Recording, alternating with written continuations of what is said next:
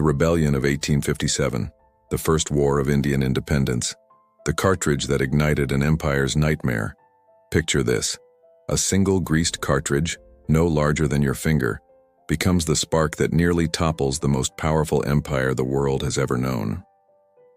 The year is 1857, and in the dusty barracks of Meerut, Indian soldiers are being handed something that will change the course of history forever. But this isn't just about a cartridge. This is about a century of humiliation, exploitation, and cultural annihilation finally reaching its boiling point. What if I told you that the British Empire's iron grip on India, a dominion they believed would last forever, came within a whisper of complete collapse? That for several terrifying months, the fate of an entire subcontinent hung in the balance, decided not in London's corridors of power, but in the bloodied streets of Delhi, Lucknow, and Kanpur, the powder keg, a century in the making. By 1857, the East India Company had transformed from a trading corporation into a military leviathan that controlled nearly all of India. But here's what most history books won't emphasize. This wasn't just political domination. The British had systematically dismantled every traditional structure that held Indian society together. They had annexed kingdoms using the infamous doctrine of lapse, a policy so audacious it declared that any princely state without a legitimate heir would automatically become British property.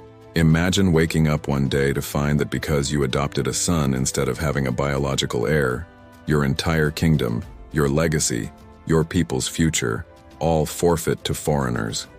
This happened to Jhansi, Satara, Nagpur, and countless others. The company had also eliminated the pension system for Mughal nobility, reduced the once mighty Mughal Emperor Bahadur Shah Zafar to a symbolic puppet living on a British stipend, and imposed crushing taxes that left farmers destitute. Land that had belonged to families for generations was seized for unpaid dues. Ancient systems of governance were replaced with alien bureaucracies that Indians had no voice in. But the cultural assault cut even deeper. The cartridge conspiracy: truth or paranoia?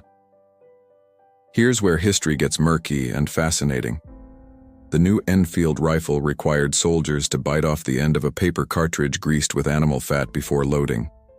Rumors exploded through the ranks like wildfire. The grease contained both cow and pig fat, substances that would defile both Hindu and Muslim soldiers simultaneously. Cows, sacred to Hindus; pigs, forbidden to Muslims. Was it intentional?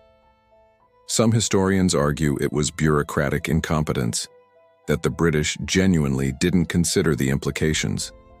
Others point to a more sinister possibility, that some British officers steeped in racial superiority and Christian missionary zeal actually welcomed the religious provocation as part of a broader effort to break down Indian cultural resistance and convert the masses to Christianity. The truth? We may never know with certainty. But what matters isn't just what was real, it's what was believed. And tens of thousands of sepoys believed they were being systematically stripped of their religion, their honor, and their identity. May 10th, 1857, the day the world changed. On that scorching May afternoon in Meerut, 85 soldiers refused to use the cartridges. They were court-martialed, stripped of their uniforms, shackled in irons, and paraded before their comrades in humiliation. The next evening, their fellow soldiers had seen enough. What happened next was unprecedented. Indian cavalry and infantry soldiers turned their weapons on their British officers. They killed Europeans indiscriminately, broke open the prison, freed their comrades, and did something that still sends chills down historians' spines.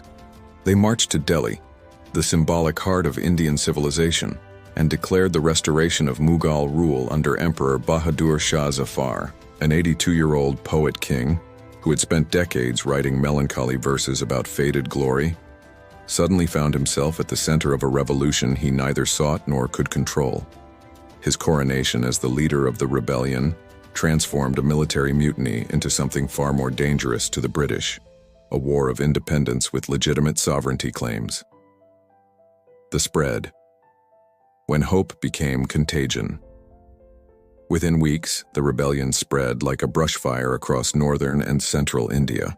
Kanpur fell. Lucknow was besieged. Jhansi rose up under its fearless Rani Lakshmibai, a 29-year-old widow whose kingdom had been annexed, who was told by the British governor to relinquish the state because she had no biological son. Here's what makes Rani Lakshmibai extraordinary. She wasn't supposed to fight. As a woman in 1857 India, she was supposed to accept her fate quietly. Instead, she donned warrior's clothes, led her troops personally, and became such a formidable military tactician that British soldiers called her the most dangerous of all the rebel leaders and the Jezebel of India. When Jhansi fell, she escaped, reportedly jumping from the fort walls on horseback with her adopted son tied to her back, and continued fighting until her death in battle.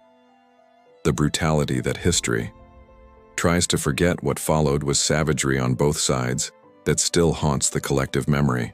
At Kanpur, Indian forces under Nana Sahib massacred over 200 British women and children, an atrocity that would be used to justify horrific retribution.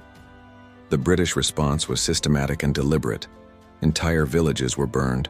Suspected rebels were tied to cannons and blown apart in front of crowds. Thousands were hanged from trees that came to be called hanging gardens. British Lieutenant Colonel James Neal wrote proudly about executing every Indian man in villages near the attack sites. The scale of British revenge killings dwarfed the original atrocities. Estimates suggest tens of thousands, perhaps hundreds of thousands of Indians were killed in retaliatory massacres. The Siege of Delhi, 3 months. That decided everything. For 3 months and 10 days, Delhi remained in rebel hands. The British besieged the city with desperate ferocity because they understood the symbolic power at stake. If Delhi remained under Bahadur Shah Zafar, the rebellion could coalesce into a genuine alternative government. The final assault in September 1857 was brutal street-by-street combat. When the British finally retook the city, they systematically executed all of the emperor's sons, presenting their heads to Bahadur Shah Zafar on a platter. The 82-year-old emperor was tried for treason in the very palace where his ancestors had ruled an empire, then exiled to Rangoon, where he died 4 years later, writing poetry about loneliness and lost glory. The aftermath: an empire transformed by fear. The rebellion failed militarily, but it succeeded in something perhaps more profound. It shattered British complacency forever. The East India Company was dissolved. Its 100-year reign ended by a parliament terrified of losing India. The British Crown assumed direct control, beginning the British Raj. But the empire was never the same. British officials now lived in separate compounds, their clubs marked Europeans only, their fear of another uprising palpable in every policy. They had learned that India could not be held by commerce and casual domination alone. It required the constant threat of overwhelming military force. For Indians, 1857 became a touchstone. It was remembered differently depending on who was remembering: as a mutiny by the British, as a war of independence by nationalists, as a feudal backlash by Marxist historians, as the first chapter in the freedom struggle by modern India. The question that echoes through time. Here's what makes 1857 endlessly fascinating.